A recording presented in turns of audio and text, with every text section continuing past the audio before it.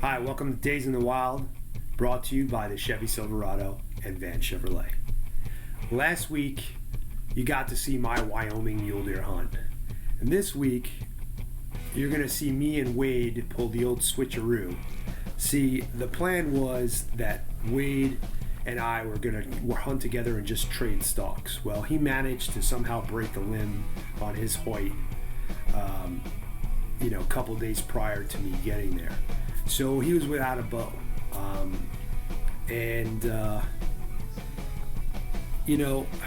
He didn't want to just leave me high and dry, so he decided, I'm still going to hunt with you, and help out where I can. So the very, very first night, we picked up this really cool, tall, high 160s buck, low 170s buck that was all in velvet. We kind of nicknamed him lead buck because he would always be the first one that we saw.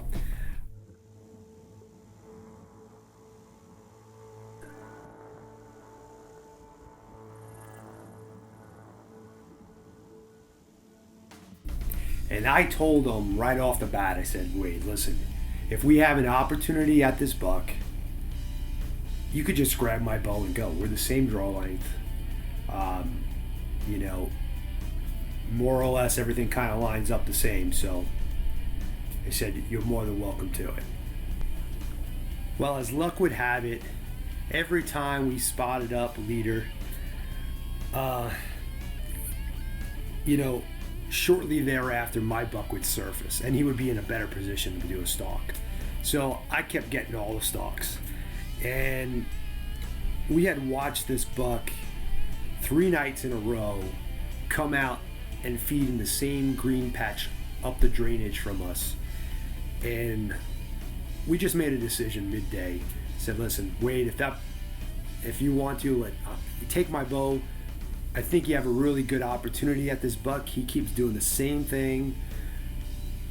Let's make a play for him. So he grabbed my bow midday, and he practiced for a little bit, got himself comfortable with it so he can make sure that he was confident with my bow.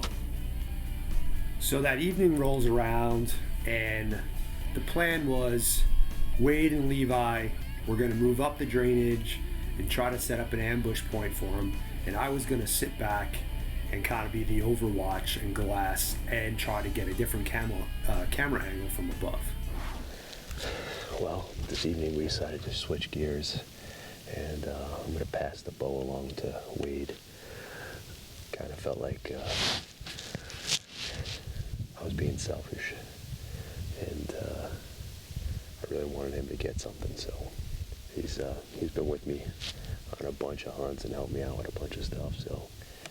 And he made this possible for us to hunt this property over here, because we couldn't access it if we didn't get permission to come across the private land. So we're going to set him up down the canyon here, and I'm going to get up top in class.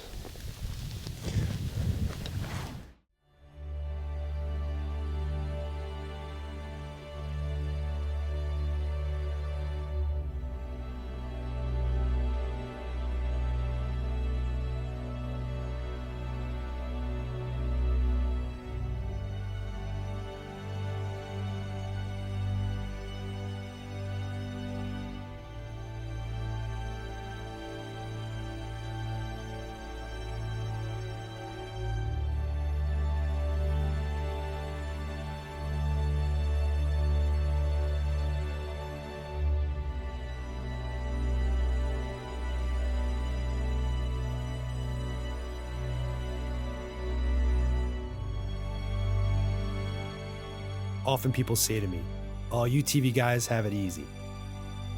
All I can do is smile. Not many people know what goes into doing what I do. It's a lot of hard work, on and off season. I spend countless hours training, preparing, and studying my sport. So I don't like leaving anything to chance. That's why I surround myself with the best companies and tools, like my Chevy Silverado. Whether I'm training for a hunt, scouting, or getting back into the deep country to chase the big boys, it's with me every step of the way. I'm John Stallone, professional hunter, and Chevy Silverado is my truck. And my home dealer is Van Chevrolet. Wade's plan was to get down to this area and sit in the shadows of the mud banks and kind of get above this little green patch. They slipped in there, and it really didn't take long for deer to start popping out into this area. They actually showed up a little bit earlier. Those are up moving already. Won't be long now. I was getting a bird's eye view of it all. I could see the does coming in and the antelope coming in. And I saw his buck pop up the draw further up. And I didn't know if they could see him or not. And I had no way of contacting them to let him know. But luckily, Wade had spotted him, and he knew that they were not in position to make a move on this buck unless he fed down this drainage to them.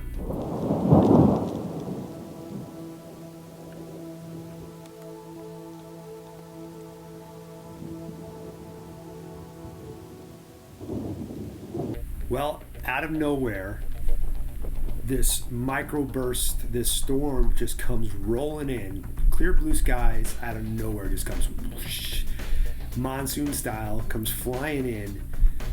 All the deer and antelope leave, including that buck. He spooks out of there. And I'm like, I don't know what's going on. I don't know if they know what's going on, but all the deer move out of there. And Wade had the foresight to say, you know what? While this is going on, we're going to move up. We're going to go where that buck came out. And sure enough, they made a move, they slipped in, and they got set up, and that microburst cleared. And the skies cleared, it stopped raining, and again, the deer came back out. Well, Wade and Levi got into position. Like I said, the storm cleared, and shortly thereafter, here comes the buck.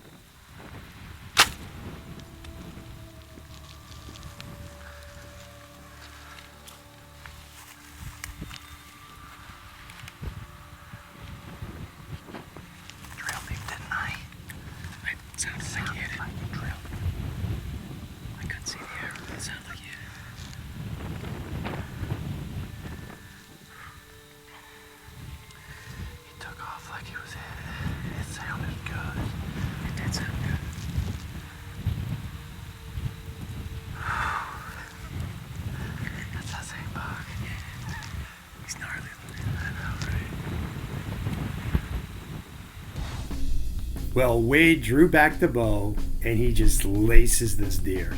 Hard corner away shot. And I didn't catch any of it. At this point, kind of the angle that I had and the way the sun was and all the dust that was in the air, all I could see was haze down there.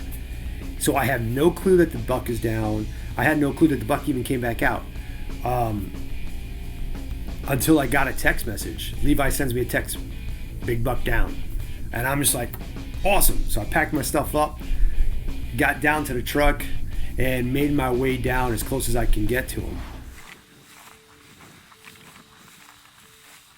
Did you see him? jumped up in the back end.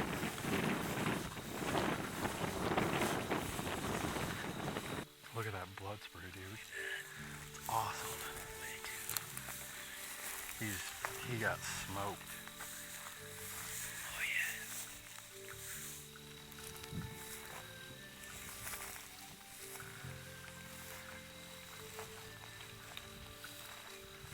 Oh yeah. He's right there. He's right there.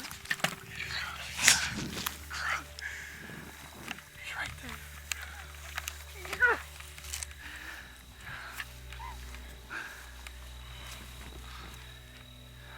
The elite buck.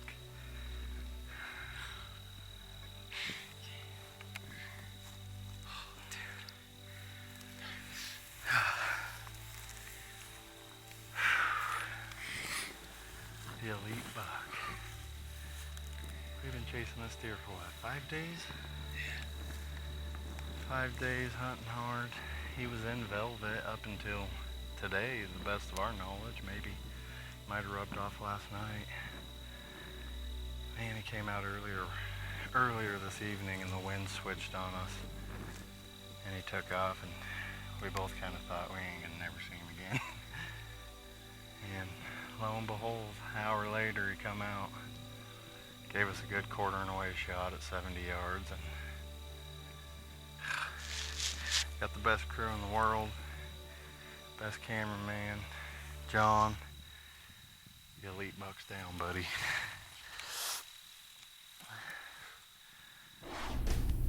And then, you know, the rest is history. We got this awesome buck down on the ground, and I'm ecstatic for Wade. I'm giving him crap about using my bow. I still haven't gotten a deer myself yet. So, but all in all, it was just an excellent hunt. All on video. See what happens all on when video. I lend you my bow? You're schlub over here. I couldn't see any of it. 74 yards, and It got so hazy over here. I couldn't see. I could see deer coming down, but I couldn't see what they were. It was so, like, that storm blew in. Okay, so wind was blowing first up. he came out an hour and a half ago to right here, and we were down the draw ways, and the wind. Everything started going down. The wind went crazy, and the he deer busted. Okay. I don't know if he caught our wind or if he got scared. Well, then here just so I'm like, you know what? We're gonna move, and we moved. We moved up there onto that hill right there, and I was like, if he comes to where he was before, he's 70 yards. Yeah. 20 minutes ago, he walks out here right where he was before, 74 yards, and he's quartering away. And I was like, Levi, think I should wait and see if he walks down in front of us? He's like, I'm like, he's 70 yards. He's like, that's the water bottle. That's the water bottle. And I was like, he's quartering away so hard, it's gonna drill. If it hits him, it's over. Yeah. Took the shot, Nice. got it on camera. You guys haven't found him yet, though? Yeah, he's up here. Oh, okay, nice. Elite buck's down. He lost his velvet. Oh, you did? He rubbed it off. You were able to make it down at 74 yards with a bow. You shot a couple times at the truck at a bottle. And I thought that was pretty impressive, man. He's a great deer, hell of a deer. Thanks. So hopefully tonight's my last evening, and then we got tomorrow morning, and hopefully I'll be able to get it done too. Yeah, So I could be like you. I'm sure you will.